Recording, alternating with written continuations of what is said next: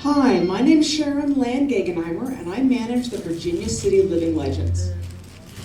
We are a group of about 140 volunteers who work in Virginia City. We all work throughout Northern Nevada, actually, all on a volunteer basis. And we're here today to talk about Virginia City, what a great place it is to visit, what a great time it is for families, for couples to come up, and the different things there are to do in Virginia City. We have a number of different performers with us here today. And we're really looking forward to having you all come up and enjoy Virginia City any time of year, winter, spring, summer, fall. Our first guest is actually going to be Mr. Doc Durden. Now, Doc is one of our regular performers in Virginia City. He's one of our living legends. He's been with Virginia City for several years. And it's really exciting to work with different people in Virginia City. I mean, we are a National Historic Monument, second only to Williamsburg, Virginia. And we get hundreds of thousands of visitors every year. Some people come up to see the Wild West, to see what they saw in Bonanza television series. Some people come up because they just want a family outing. Some people come up because they want to have the nightlife. There's wonderful bars and venues and music outlets that go on all the time. So I want to welcome you all to come to Virginia City. I want to welcome you on behalf of the Virginia City Living Legends. I want to thank the Horizon Casino and this lovely cabaret that we're in today. We are in South Lake Tahoe to film this today, and it is an absolutely beautiful set. So thank you very much for tuning in, and if I can have Mr. Doc Durden come up. He is the first of many of our personalities that come up. And I'm actually 5'4", and Doc is considerably taller than I am, naturally. Probably about 6'7" with the hat and boots and everything. The more I put on, the taller I get. The more I put on, the more I weigh.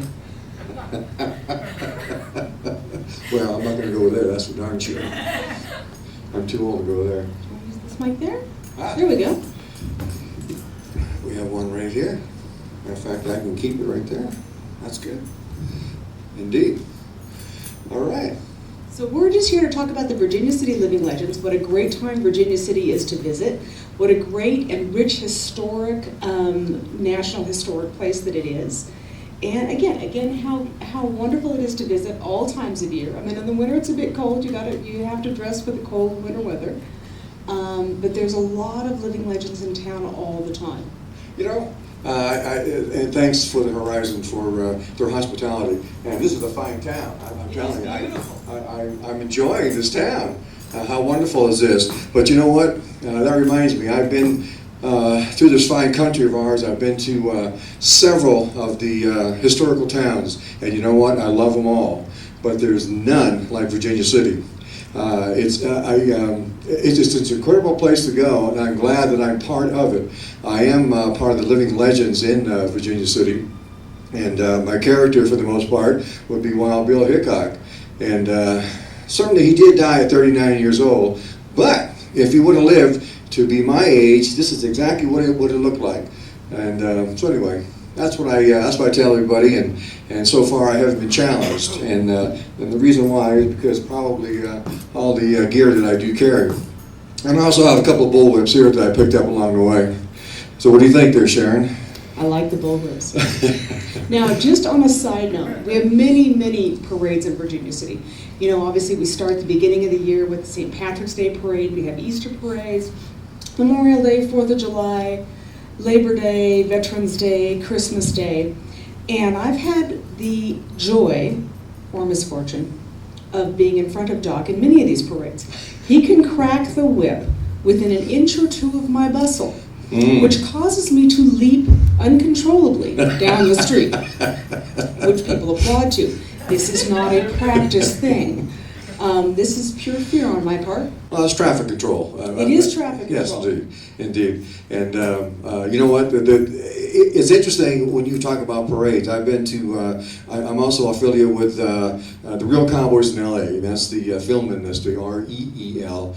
And they do about 12 parades a year, and I love them all. And but Virginia City, they have more parades than any town that I've ever been associated with. And to my good fortune, I just love being able to do the parades in Virginia City, especially all the guests and the tourists that do come out. And it's amazing to me that how many tourists do make the parades that we do have. You know, not just do we have a lot of tourists, we have tourists from all around the country. I'm multilingual, and I speak German and Dutch and English. And many of our docents speak Spanish and Flemish and French and many different languages. That a lot of our tourists come up. I mean, we can get thousands of people to a parade in Virginia City. Good thing is there's always free parking. Very important for those of us who hate to pay for parking. And it's a good time.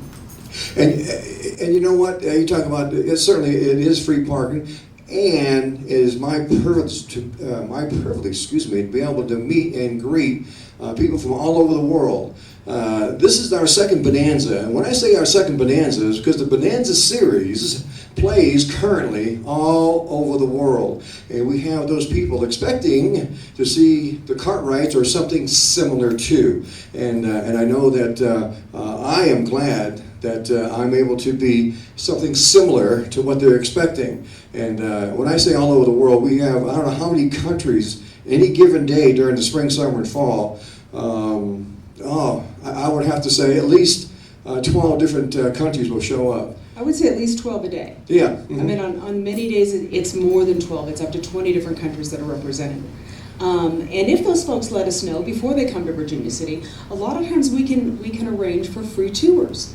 If you've got family or friends coming into town and they'd like a tour in German or Dutch, I'm probably the best person to talk to. If you want a tour in Flemish or French or Italian or Spanish, I can tell you who to talk to there. And again, we do these tours out of the generosity of our heart.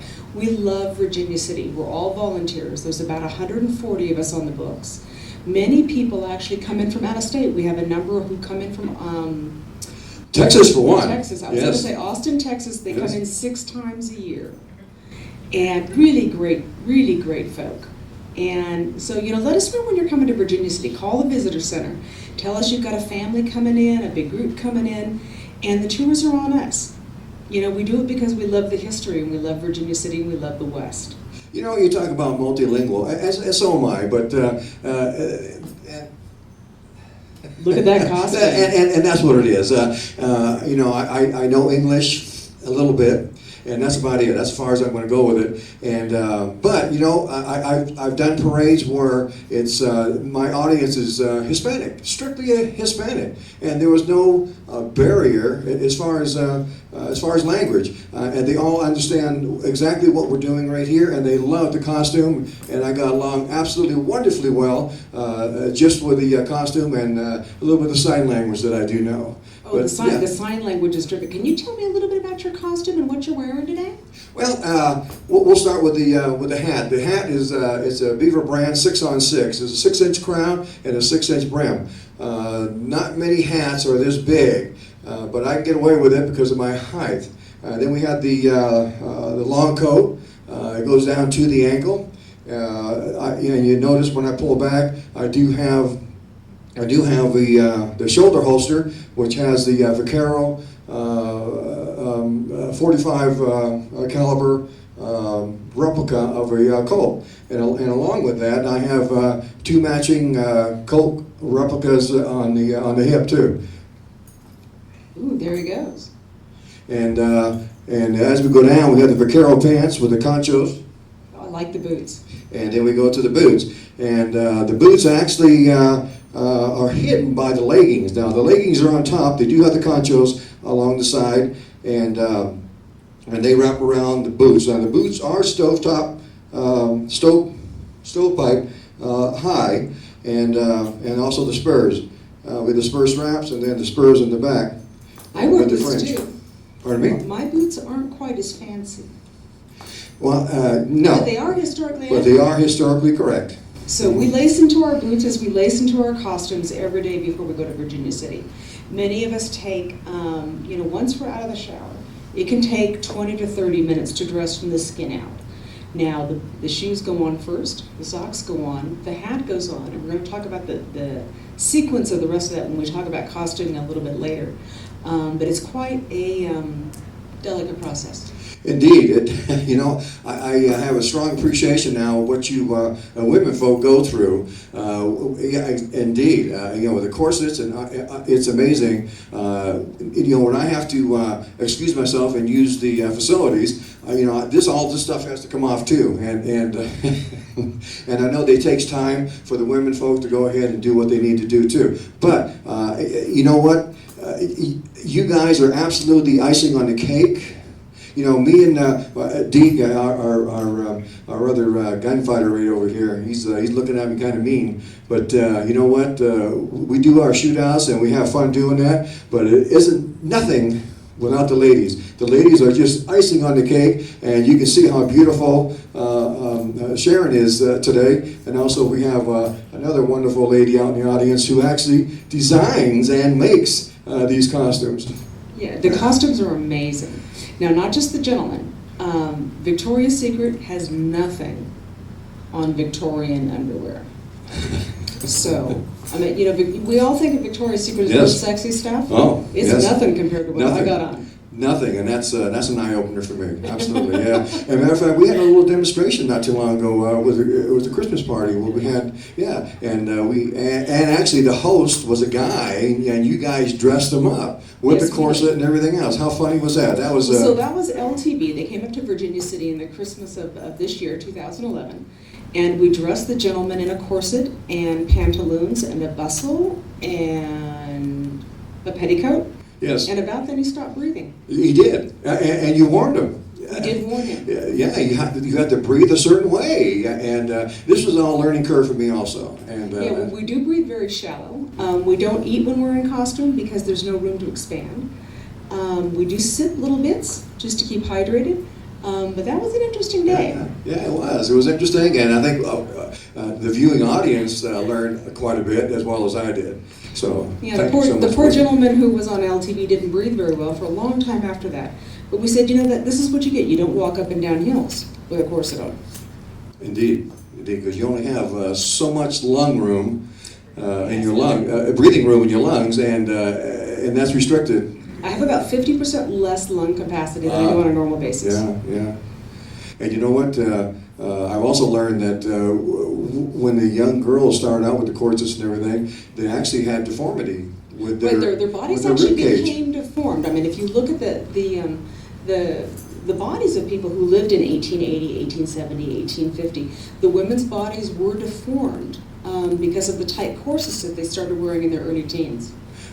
Yeah, it's just amazing, and of course, my favorite historian is Maureen Hepner over here. She just educates the heck out of me, and it's just amazing being able to talk to her. But you'll meet her a little later.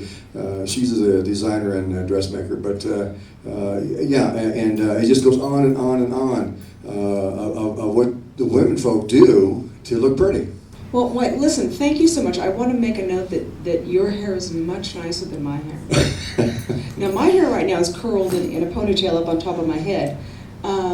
Your hair looks a lot better than Well, yeah, thank you so much for saying that, and that was like, all my characters like Wild Bill Hickok, and he was known for his height and his long hair, the big hat. He was very flamboyant, and you know, I never wanted to be a historical character, but what was interesting about that is that when we had guests coming up and the tourists that came up to Virginia City, they would all go, "Hey, Wild Bill! Hey, Wild Bill! Wild Bill! Wild Bill!" So, you know, I kind of took on that persona. About 90% of the tourists that do come up do guess my character, and there's about 9% of Buffalo Bill Cody, and whatever they see. I have no problem with that. If you see a historical character in me that I've never seen before, that's good. I'm good with that. I think that's terrific. So Yeah. when I originally came to Virginia City and I came into the Living Legends, I thought, you know, if I'm going to go back in history and portray a real historical character, I want to portray somebody really rich.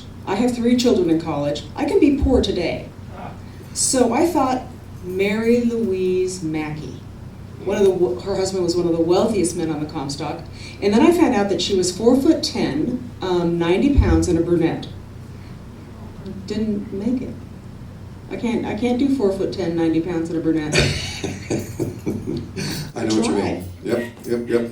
And you're right. We kind of take liberties on some of our historical characters, but you know what? That doesn't defer from the interest that our guests have and tourists have in Virginia City. They like you being somebody. You know, and it really doesn't make any difference if it happens to be 4'10" or you're 6'10". You know, they love the character and they love you being a character, and we try to stay in character as much as we can while we're walking the streets and saying howdy to all the tourists that do come up to Virginia City, and we just have such a wonderful time. I do, and I know that the people that do Living Legends that do show up on any given weekend are having just as good a time as I am. Listen, thank you so much for coming today. Again, thank you to the Horizon for allowing us this wonderful stage. And this is terrific. We're having a good time, and come to Virginia City, and we've got some more folks coming up next. This is Sharon Land Gegenheimer again from the Virginia City Living Legends, and I want to introduce our next guest, and his name is Deke DeMarzo. Deke retired from law enforcement and now portrays Eugene Blair, who was actually a Wells Fargo stagecoach shotgun messenger. By the way, I love the bear. Well, this is my bear coat, just came in off the stage. This bear coat weighs about 10 pounds. It's cold out there. It's nothing compared to my bustle, honey. And it kept the bear warm. It's keeping me warm, that's for sure. That 10-pound coat. And I'm going to take it off. Can't get out of it that easy when I got my arms through. So a lot of this, when we're doing our Virginia City Living Legends characters, we use Eugene Blair. We use authentic parts. We try, like my dress is actually a watermark taffeta, which is something they would have worn a lot in the 1880s. And obviously a bear coat would have been worn. That's a bear coat that dates back to about 1884, that coat.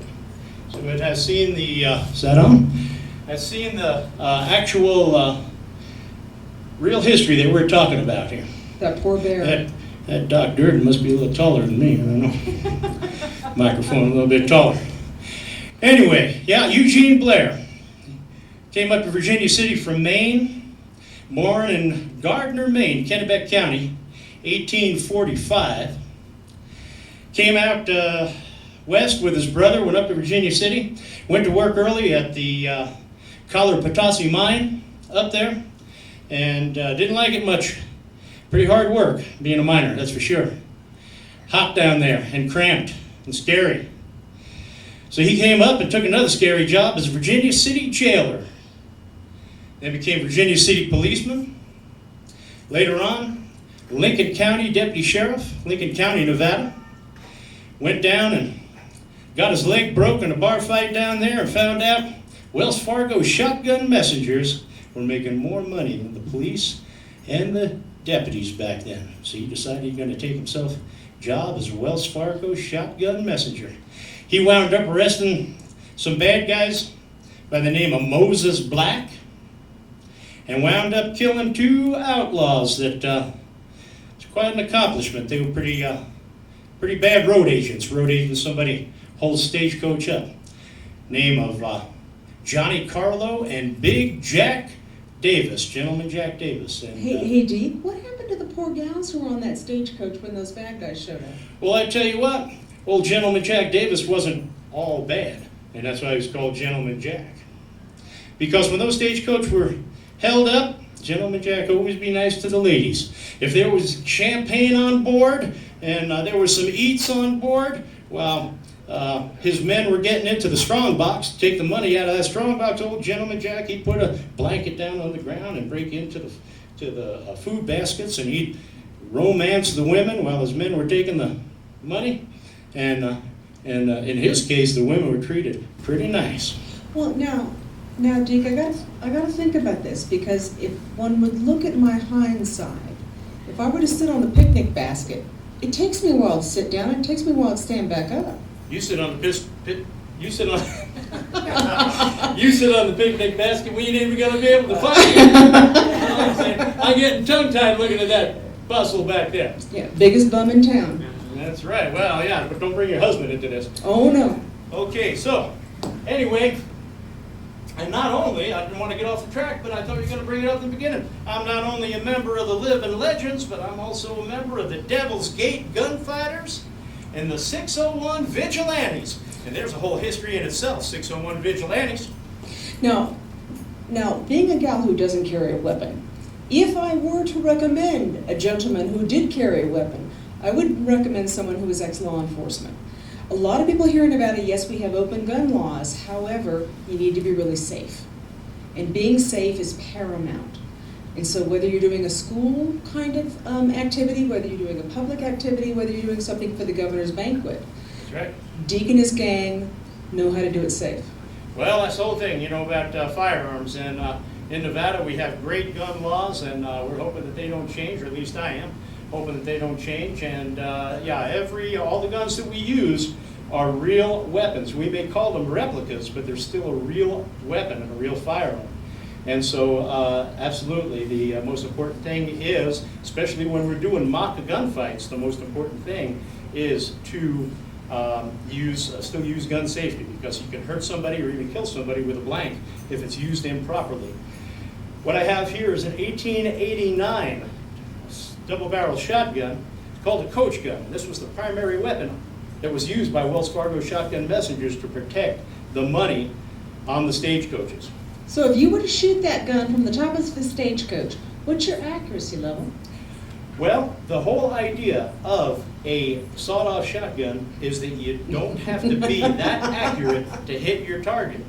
And when road agents would stop a stagecoach, many times, and in those old days, quite often, there would be more than one road agent, more than one highwayman that was going to rob that stage. So if there were 2 or 3 of them, when this gun was produced and drawn, as soon as it was fired, the pattern of the pellets in that shotgun round would spread very quickly. And in that way, you were able to maybe stop the threat of those 2 or 3 highwaymen all in one shot. That doesn't sound pleasant to me. And even if you missed, the sound discouraged them pretty bad. So Deke, what happened to that poor snake on your hat? Well, this snake on my hat, Now, I am snake phobic, I admit it. I don't know, maybe the camera could focus in on that snake, I'm not sure. That's my ex-wife. Oh no, Yeah, I'm not her. yeah. She didn't look like that when we met. But by the time we got divorced, she looked just like that. Oh my goodness, her teeth grew, huh? Yeah, Great Basin snake. Great Basin snake, boy, Yeah, she looks you like look she... real close on that. I don't know if camera can pick it up. You look real close on that. You can see one side has 2 fangs. I That's can. how bad she was. I think I'll step back. Yeah. Anyway, so So, as I said, Deke is one of our Virginia City living legends. So if you came up to Virginia City, you're going to find Deke. You're going to find a lot of people from the Devil's Gate Gunfighters as well. And again, they are a safe group. If you're going to see a reenactment gunfight, they're the guys you want to talk to. Devil's Gate Gunfighters even have an authentic 1800s phone number. An authentic 1800s phone number. Yeah, if you want to hear So that's one of the crank phone numbers. it. Yeah. And that phone number would be? Would be 775-450-1128 in case anybody wants a gunfight. Personally, no, I'm fine at home. Well, sometimes we go to weddings and, you know, we hang the groom and we steal the bride, stuff like that. Or do you, I'm not gonna go there. Yeah, well, yeah, we shouldn't go any further. No, Anyway, long story. so, What else do you do in Virginia City? say again? What else do you do in Virginia okay, City? Got a earplug in here. Oh, well, I tell you what, anybody that wants to have a good time, come up to Virginia City and kill a weekend, no pun intended, kill a weekend up there, because it's a great, there's so much to see, there's so much history, and just don't get stuck just on Main Street up there, because, you know, there's a lot to see off on the side streets as well. A lot of people come up and look up and down Main Street, which is great. A lot of stuff to do, but there's a lot of stuff on those side streets too that you want to check out. So And what- see in the I was Tourist gonna- Information Center. can tell you Yeah, about the Tourist Information Center is incredible. The people that work there are terrific. You can get discounted tickets there at the Tourism Center. You can also get tickets, for example, to the Stagecoach. Now, the Stagecoach is a street down from Virginia City, so you're, I don't know, 50, 100 feet elevation down, something like that. The Stagecoach is the only place that has altered the position of my corset. Now, the Stagecoach, when they ride, there are no springs on the Stagecoach. So you have metal and wooden wheels on tough dirt. It's quite a ride. It is quite right. That Stagecoach is great. That is the real deal, that Stagecoach. That is not a produced replica. That is a restored Stagecoach.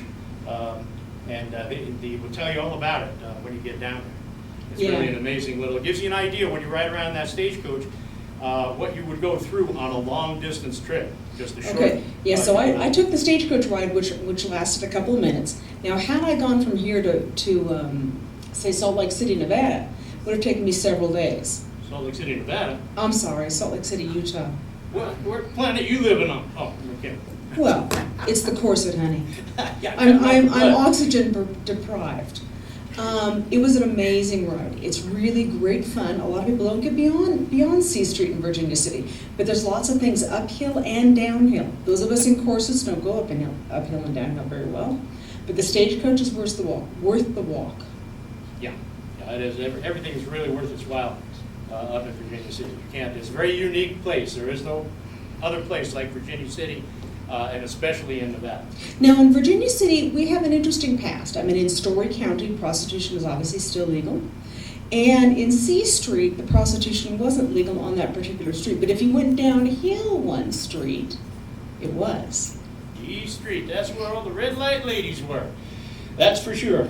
In fact, that's where one of my girlfriends, Jezebel. No. Yeah, Jezebel lived down there. In fact, I'm probably going to go down there and see her. Jezebel? In fact, here you go. Oh, you're not Oh, talking no. about my woman Jezebel, are you? Well, if it isn't Wild Bill. And if it isn't Wild Bill, I told you what. Wild Bill, what are you going to do with that? I don't know, but I certainly got it. All What right. is this thing? I don't know, Wild Bill. Just put that right down. I'm kind of upset with what I'm hearing. I was just talking about Jezebel, and that's, you've been a bad one. You've been a bad one, that's right. Pick your pardon. Well, what's happened is, you stole all the clothes right off of Jezebel's line. Right off of the clothesline. You stole all of Jezebel's clothes. You can't have Jezebel, so you're taking her clothes. You stole her corset. You stole her bloomers. No! Yeah, that's right. Stole her bloomers. And then you stole that big old brassiere. But I tell you what, the joke's on him because that big old brassiere belonged to Jezebel's grandma. Oh, no. Ah! Oh! That's Oh! right. Oh! That's right. You thought it was some kind of a big slingshot or something. Oh! That's right. Well, I tell you what. You better leave that Jezebel alone. And who are you to be telling me Well, that? because she's mine. Yours? That's right. Since when you get yours? She's mine. I think you better be going for your gun.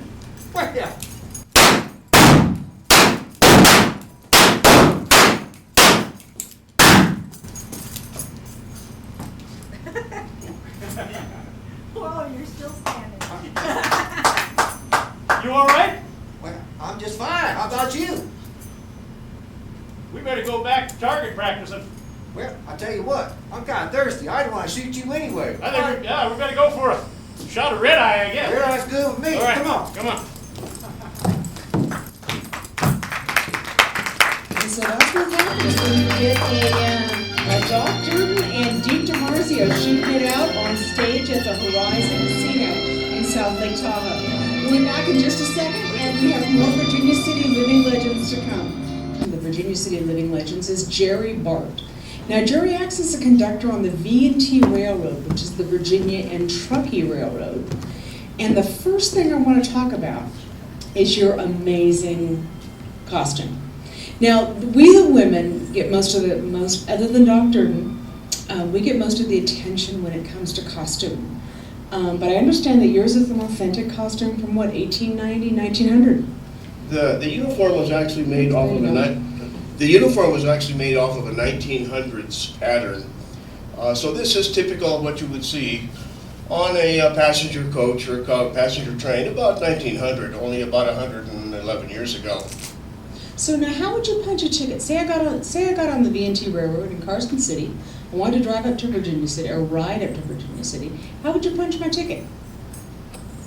Well, there's several ways to obtain a ticket depending on what train you want to ride. It can be done online, or if you're going to ride the short train, which is very popular also, you can buy the tickets at the ticket office or the train depot on F Street, right in Virginia City.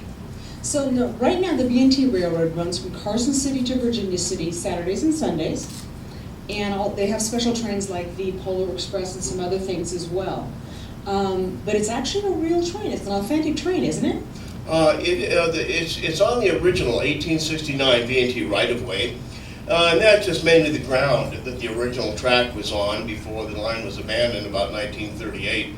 But the Carson City train does travel on the original right-of-way all the way from Eastgate, which is down near Carson City, all the way up to Virginia City. And this last year it was on Friday, Saturday, and Sunday.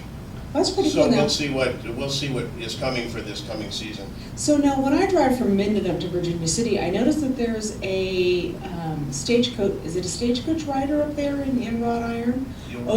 On the overpass? Well, the overpass came off of the Boulder branch down near Las Vegas, but the design is in the 1920s, so it is really proper for the original V&T to be on that overpass. But the original V&T actually passed over the highway right at ground level. It went right across the highway at that time, but for safety concerns, they decided to run the train over the overpass, over the highway itself. So tell me, if I were living in Virginia City back in 1880, as a lady, as that brunette, very short, very petite lady I thought about portraying, what would I have experienced? I'm sorry, I don't. So say I got onto the V&T Railroad in Virginia City and I wanted to go down to Carson City. How long would that have taken? What would I have experienced on that route? Well, back in the early days, the trains only moved about 25 or 30 miles an hour if they were on the flats. Now, the V&T was generally loaded with gold and silver ore going down and cordwood coming back up. So a ride from Virginia City down to Carson City probably would have taken most of the day, probably about 4 to 5 hours, which it doesn't take near that time now because it's an upgraded track. And we use a little different equipment than they had in those days. So how many trains did they run back then, say 1880? Well, the V&T ran about 40 trains a day, 24 hours a day, 7 days a week. But most of them were actually moving the gold and silver ore down to the mills. Now, if you had wanted to go from Virginia City, say, down to Reno, you would have had to take a mule train, which would have taken significantly longer. Well, back in the early days, the only way really you could get to Reno was down Geiger Grade. But about 1874, the V&T did build a branch from Carson City to Reno, so you could take an express train all the way from Virginia City down into Carson City and directly on to Reno. You know, it's kind of funny when we think about an express train in 1880. Well, the word express just means that you didn't have to change trains. Ah, okay. Everything moved very slow in those days, and it was a pretty bumpy ride, but when you consider that the train replaced wagons on dirt roads, it was luxury to ride the train. It really was. Now, having ridden the stagecoach, it must have been a huge luxury to ride the train. Very much so. Very much so. The trains became very popular mainly because of economy. You could move a lot more people, a lot more merchandise, and a lot more ore in a shorter period of time than doing it by horse-drawn wagon or pack animal as they did before the trains were actually put in about 1869. So I've read a lot about, for example, if you wanted to go from Virginia City down to Reno, they would have had a mule train of up to 18 to 20 mules, and it would have taken over 8 hours to go down the Geiger Grade. That's very true. In fact, most of the equipment that was used on the Comstock was actually brought up Geiger Grade by oxen and mule train, and there are a few photographs around that show big pieces of equipment with 10 or 20 or 30 mules pulling it up the old Geiger Grade, which is not the Geiger Grade that is used today. You know, I wonder about this because I mean, those of us in costume who are in Virginia City in the summertime, summertime's a hot time. Now, the ladies, we would wear chemises and things underneath our costumes to absorb body fluids. And what did you poor fellows do on the train? I mean, you obviously didn't have air conditioning. Well, many of the coaches did have some sort of heat in the winter. Generally, it was a coal-burning pot-bellied stove. And in the later years, there was actually steam heat in many of the, well, let's just say the Pullman coaches, or steam heat that ran right off of the engine itself. But as far as the summer air conditioning, it was what's called an open window and about 30 miles an hour. And that's about as cool as it would get. Oh my, that's not so cool. So there wasn't a lot of what you consider luxury today back in the 1800s, but it was luxury mainly because of what it replaced. You know, one of the really interesting things about Northern Nevada is that we have the V&T Railroad. Again, you know, we have Virginia City, which is an authentic town, which the authentic Comstock Lode was in Virginia City. I mean, the Comstock Lode was, you know, 1.5 miles long, 500-600 feet wide, and 3,000 feet down. We also have the V&T Railroad. So if you come to Virginia City today, you can still ride the V&T Railroad. You can still walk up and down C Street. Well, the V&T was created to haul the gold and silver ore from Virginia City and Gold Hill down to the quartz reduction mills on the Carson River. So the Virginia Truckee Railroad, or the V&T, is probably the most famous railroad in American history. There were trains before the V&T, and there were certainly trains after the V&T. But the V&T is the most famous. It made more money per mile than any other train in the United States at that particular time, and that may still hold true today. You know, it's interesting, the V&T Railroad was also recently portrayed in a movie called, I believe it was Elephants. Well, there was a movie filmed last season called Water for Elephants. Water for And Elephants, the number right. 18, one of our steam locomotives, was actually on loan to the studios to build that one. We also filmed another movie a few years ago here called Stagecoach Santa, and that was done with our Pullman coaches and the number 29, which is another one of our steam engines. So they're starting to make more and more movies around Virginia City all the time. I mean, that's really superb for our economy. If one wanted to use one of the locomotives, how do they get it to Hollywood? How do they get the locomotive down to Hollywood where they're filming? Well, it's done well with pretty modern technology. It's done on a specially built lowboy truck, and they'll break the engine and the tender apart, and they'll put the engine on one truck, the tender on another truck. And it's really a very common way to move railroad equipment. It's still used today. So that's what took me so long getting down to LA the other day. Yeah, because Right many of the behind the mainline railroads just do not allow antique equipment on their rail, mainly because they don't meet a lot of the safety laws that are enforced today that didn't exist back then. So what would you say, if someone wanted to come up to Virginia City and someone wanted to ride the V&T Railroad, Well, would you think summer, the V&T winter? Railroad is really a ride back in history, and you can ride on the original 1869 right-of-way, and if you don't have a lot of time, there's a short run that goes from Virginia City to Gold Hill and return.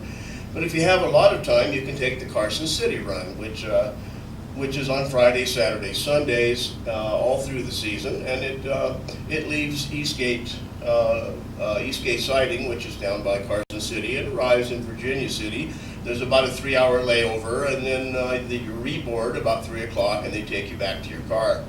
And so it is it's on the old V&T right-of-way, so it's really interesting. Many times, and I've never been on the train where it hasn't seen herds of the wild mustangs that are unfortunately disappearing. They're a major part of the American history, but you very seldom see them today. So I've ridden the V&T many times, and every time I've been lucky enough to be on the train, we've seen the wild mustangs off to the side. You know, you'll see the conductor actually ring the bell on the train, and the horses look, and they go, yeah, whatever, and they go back to grazing. So apparently the wild horses are very accustomed to the V&T. Well, we have a herd in an area called American Flats. That was a herd of about 7 or 8 horses. And when we first started going down there, they'd run because they'd never seen a train before. Because the Mustangs weren't there when V&T was running trains back in 1938. But as more trains ran through, they got used to it, and they realized that we didn't mean them any harm.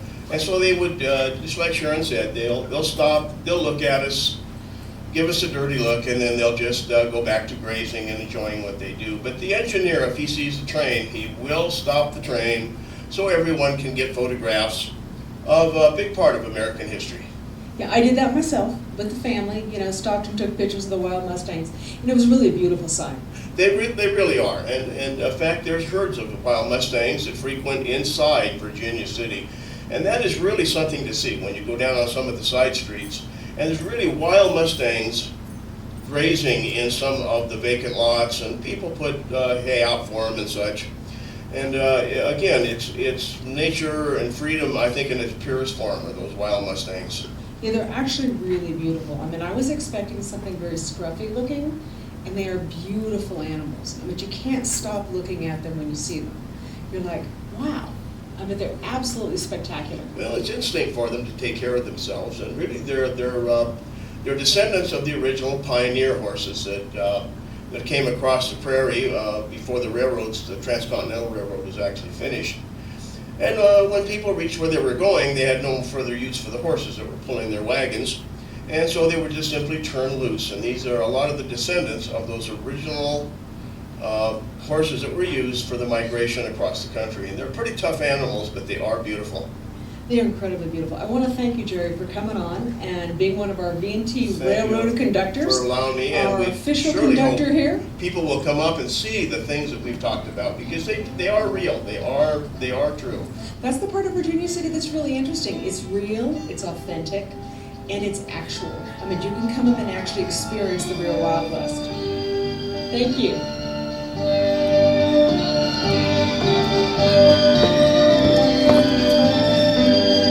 And one thing I wanted to talk about particularly today was costuming. Now, we don't look like this on a regular basis, and if you saw me on the street, you probably wouldn't recognize me because my hair is straight. But one of the people that we brought with us is one of the Virginia City living legends, Maureen Hefner, and she actually not only makes the costumes that a lot of us wear, but she designs them as well. So Maureen, please come on. Now you'll notice in my hand I am not carrying large needles. These are actually hat pins that I'm going to show you about in just a minute. But one of the dresses that we wanted to highlight today was a dress that Maureen made. Now the fabric was actually bought in Liverpool, England. My husband's English, and I happened to be over there and I saw a great sale. When you're talking about costuming for Victorian era, you're talking about a lot of yardage, sometimes 6, 8, 10 yards. Particularly when you're talking about the bustle era or the hoop era, which is even more. So Maureen, can you tell me a little bit about this costume that we've got here? Sure. Well, what you and I usually wear is the bustle era, which is 1870s and 1880s. The bustle comes in different sizes. So now, our mannequin doesn't have an artificial bustle on. She's pretty much self-contained here because she didn't want to wear all of the pieces on me. Right, so let me show you one of the pieces. I actually brought one with me from home. Now, obviously, I'm wearing a bustle, as is Maureen. They are actually an apparatus that we put on over. First thing we put on is our corset, obviously, and then we put on our petticoats, and then I put on a bustle. So the bustle that I'm wearing actually goes to my knees. This bustle that I brought with me is a shorter version that you would just lace and then put over the waist. So this would give you that big bum look. Now a lot of us wonder, why in the heaven do they want to have a bum this big? It makes a lot of things difficult, not the least of which is traveling in a car. So all my local neighbors have a great laugh when I get in and out of the vehicle coming to and from a Virginia City Living Legends event. Maureen's also one of our Living Legends. So you can see, if I were to get in the car with this particular bustle, I could fold it up, I could fold my bum up. Let's see if we can show the camera. It's actually laced underneath. Now I put, it may not be period appropriate, fisherman weights in the bottom of the bustle so that once it drops, it hangs appropriately. So, but this is very similar to what I have on, what Maureen has on. The one I have on, again, it goes down to my knees. But this would have given you that big bum look. And the number one question we have is how do you sit in these? How do you sit in these? So Maureen, can you tell us? As you can see, the bustles themselves sit on the lower back. They're actually above your legs, and you're sitting on your legs, actually, whereas the bustle is clear up here, so it doesn't prevent us. Besides, a lady will sit going sideways, excuse me, to a chair. So for example, we would not have easily sat in a chair that had arms. Much easier to sit in a chair that has no arms. Now we could have sat side, if I can grab one of the bones here, to the side and then sat down. It wasn't easy. When I'm in full costume, I don't sit at all. I don't eat when I'm in costume. And that's partly because of the corset and the many things that go on underneath. We're very constricted. So we're constricted not only in terms of what we eat, but also in terms of what we do, because our lung capacity is at least 50% diminished. It's very, very tight. I'm very lucky my husband laces me into this thing, and then when I get back to Minden, Nevada, he unlaces me and I go, and it's a beautiful thing. So if you look at this particular fabric, it's a luminescent kind of burgundy black satin. And again, I bought this fabric when I was in Liverpool when I happened onto a great fabric sale, and Maureen designed the rest from scratch. So what do you want to talk about the design aspect? Well, there's a few standards that you use. On the bustle skirts, most of the time they'll have an apron in the front. They're usually two pieces. A lot of times you can buy the one, but that's a princess cut. But we usually do the two so we can get the bigger bustle going. But you'll usually have the apron in the front, then you have the full skirt in the back in order to go over a bustle, and usually a train. It's a little bit longer. So But depending on the time of day, how much skin you're going to show them. Right. These are all late afternoon because we have skin right here. Skin here. So had we been during the daytime on the street, this would have been very clothed. You would have worn very high necklines. So And one of after the 3 things o'clock in the I brought afternoon. with me were my bloomers. Now these are my personal bloomers. Maureen made them for me. These are what we would have worn underneath. Now typically when I'm getting dressed, the boots and the socks go on first, the corset and then the bloomers, and then the corset goes on, because once I put my corset on, I can't bend over. I'm very limited as far as movement goes. So these would have gone, so do you have bloomers on under yours? These are modernized though because the originals would have had a tie. They would have had a tie in the A center. lot of times they actually would wrap around. So they were wrap around and they were also, Like between your legs and around the wrap around tie. in so front. they had no crotch seam, They're- correct? Yes, the seam would be cut out, which isn't For- the case here. Well, And then what we're top. going to say is for ease of use. So this particular pair is not for ease of use. Many of them were open in the crotch. And again, we talked about Victoria's Secrets earlier being a big retailer. They have nothing on Victorian undergarments. Oftentimes when I wear these bloomers, I'll put my car keys down in here. So I'll put the things that I don't necessarily want to carry in a purse in case the purse is stolen. Obviously, all of us wear petticoats underneath. We wear boots underneath. We wear socks underneath. There's lots and lots of layers that go underneath the costume that you see. The neat part about that is it gives you a distinctive silhouette. Now, in a normal day, people might go, oh, you look familiar, but I don't quite know who you are. Well, it's because on a regular basis, I would be wearing regular street clothes and I wouldn't be wearing a corset. So my waist would be about 4 inches wider than it is right now. Which is great when we're on stage, which was great when we're in Virginia City. Not so good if you're going out to dinner. If you're going out to dinner on the cheapest date you've ever had, because I can't eat. The corset actually defines input. So we can sip little bits, we can eat very small, dense bits, we cannot eat large meals. If I were to eat a large meal, it would be an unfortunate circumstance, which happened on occasion too. Yeah, and you would get claustrophobic. So this is one of the traditional styles. Notice the buttoning down the front. Mine is buttoning down the front as well, as does Maureen's. Now Maureen and I are both wearing what's called a polonaise style. So if Maureen and I were to back up, both rears together, I actually can't feel my rear, so I've got to figure out where hers is. Biggest rears in town. Because with the caged bustle underneath, I can't actually feel this. So come St. Patrick's Day, when people up in Virginia City, when we have a big parade and people want to pinch your rear, I go ahead. Can't feel it anyway. It's all the caged bustle. But it's really great fun. All of us up in Virginia City do the best we can. One thing Maureen is holding are hat pins. Now Virginia City can be really windy. One of the things we do is a lot of us put our hair in a ponytail on top, we put a short wig on the back, and then we put a hat pin on. Now the hat pin can be very simple, yikes, or very ornate. But what it does is it holds your hat on. So, and it can also be used as a weapon, I suppose. Very sharp.